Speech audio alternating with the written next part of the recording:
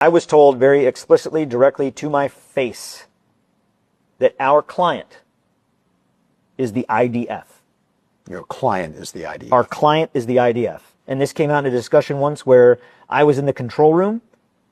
I was on I was on control room duty that day. We had shifted responsibilities on a rotational base. So I was in there that day with the radio observing site number 2 distribution. A Palestinian man had picked up some children to let them step on his shoulders to get onto a berm because they were being crushed in the crowd. Site 2 is very small, smallest of all 4 sites. And these children are being crushed, and you pick them up there and put them up on the berm. And the Israeli Defense Forces liaison officer in the main control center with us comes up to the screen that I'm watching, and he says, "Tell your men to get them down." I was like, "We got this under control." I was like, "I know they know what they're doing. No, they're children. Let's calm down. Mm-hmm. Get them down now, or I will." Well, there's no IDF on the site, so I didn't take it as much more than just being, bombastic and like, okay, like, hey, we got this. He leaves and goes to his desk in the operations center, and he gets on the radio and he speaks something on the radio. It was in Hebrew. I don't speak Hebrew.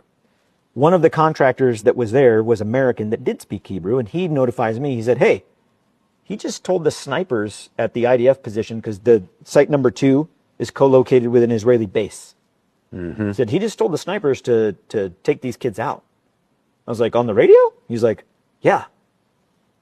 This lieutenant colonel then comes back up and he says, "Get them down." And I look at him and I say, "Did you just call on the radio and tell your men to shoot them?" And he said, "I'm going to take care of this if you don't." I said, "You are not going to shoot. You are not going to shoot children. You're also not going to shoot because if your men miss, you're going to hit others. You're not going to shoot." Thank God we didn't come to the conclusion of figuring out whether he would or not, because the children jumped down and ran off of the site. They didn't want to be there. They were unarmed. They didn't have shoes. One wasn't even wearing a shirt. They were starving.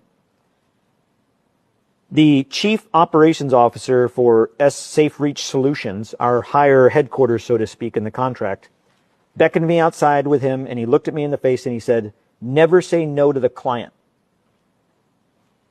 And I asked him, I was like, "I didn't know the client was in there. Who's here? Did Johnny Moore come to visit?" Right. And he said, "No, the IDF."